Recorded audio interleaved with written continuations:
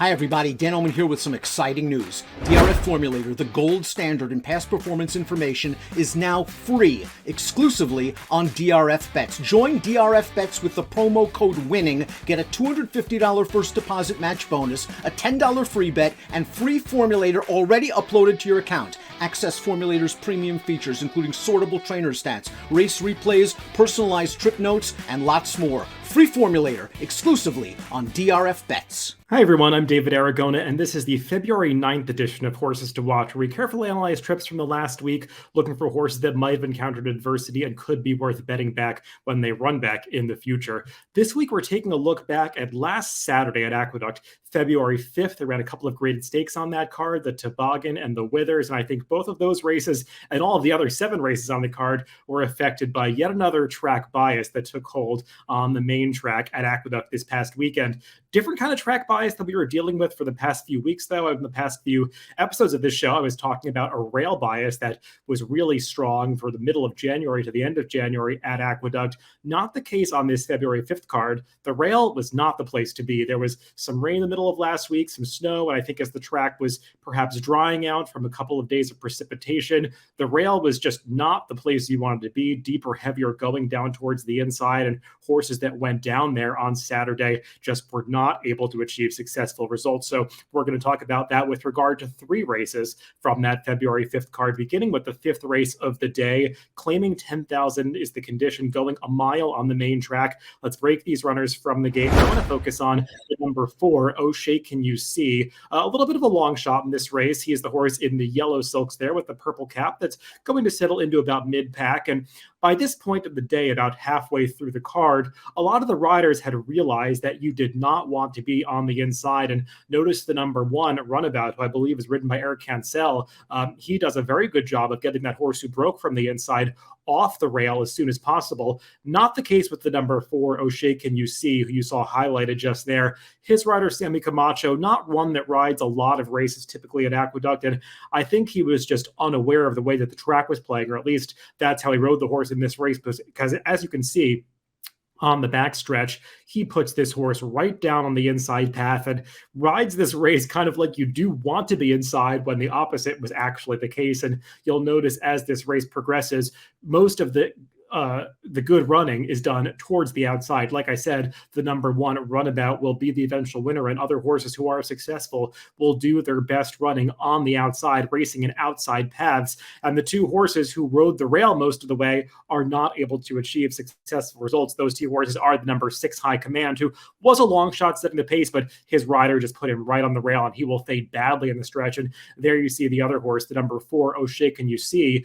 the one who was riding the rail earlier, does angle out into about the 2 to 3 path here to go around that horse, High Command, who's fading. But right here, you can see his rider guides him right back down to the rail. And he had actually built up some momentum coming to the quarter pole, but he flattens out as they come onto the wire because he's racing down in that deeper going to the inside. And you could see this race just kind of falling apart. Horses that are racing out in the 3 path or wider are the ones who have the most success here. So that was just a theme throughout the card on Saturday. I think it's really worthwhile to take note of these horses that rode the rail, because they typically do much better in their subsequent starts when they can get back on a fair racing surface.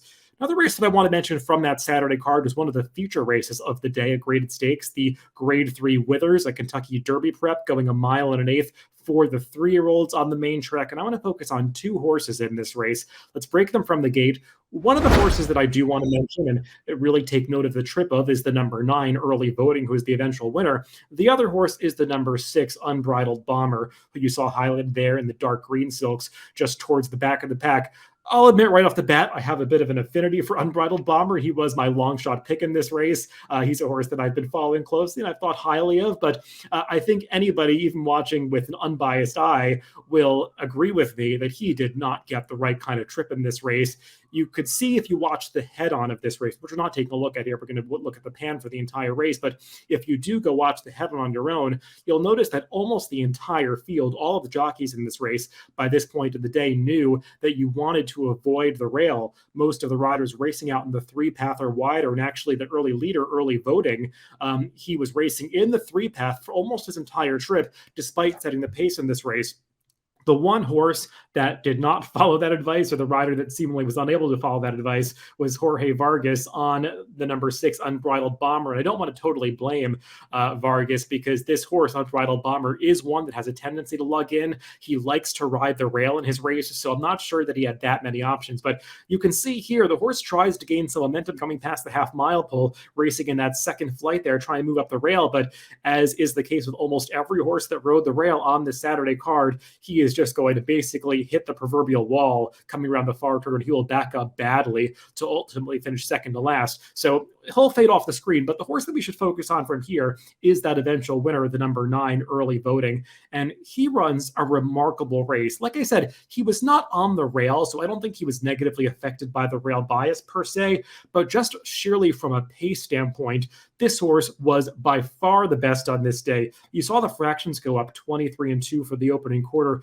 48 to the half mile. That might not sound that fast to the layman, somebody who's just looking at raw fractions, not appreciating the speed of the racetrack. But you have to take note that the final time for this race was nearly 1:56 for a mile and an eighth. And while some might say that's just an indictment of the entire field that they came home so slowly, relative to the final time, those early fractions of 23 and change and 48 were blazingly fast. If you look at the Timeform US pace figures, the early pace ratings of this race were all the way up in the low 150s. That's about as fast as you're going to see in a dirt race, especially a dirt race that's not going a marathon distance. This horse was really blazing a very enterprising pace on the front end, and he had every right to get tired in the late stages. And you watched through the stretch of that race, it completely fell apart behind him. The other horses who were successful, the second and third place finishers, closed from far back in the pack. So I really do think Early Voting deserves a significant boost for setting that extremely fast pace.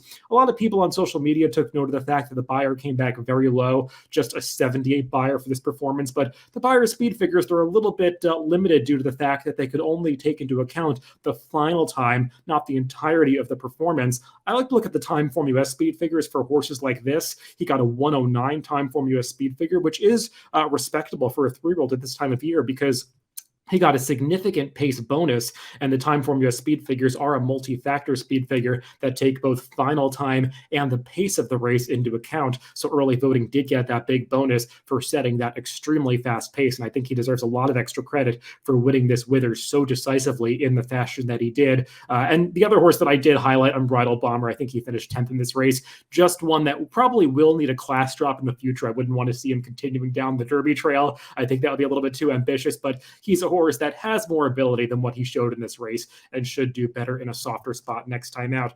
One more race that I want to talk about from that Saturday card at Aqueduct is the last race of the day, race 9. It's a New York bred maiden special weight going 7 furlongs on the main track for the 3-year-olds. Let's break these runners from the gate, and I want to focus on the horse that is breaking from the rail and really never leaves the rail, and that's the number 2, Silent Running. This is a horse that's going out for H. James Bond that did a little bit of sneaky running in his career debut. He was, this is his second start, I should know, but in his career debut, he had run into the very talented Bold Journey, a Bill Mott runner that ran off the screen to win that day by over 6 lengths in a very fast time. And Silent Running had done well that day to get up for 5th after closing from off the pace, doing so while racing wide. In this race, making his second career start, I think it's yet again a situation where his rider, Heman Harkey, probably hadn't ridden that many races on Saturday, not totally aware of the fact that you wanted to avoid the inside path at all costs, and he just falls into that trap of riding the rail the entire way.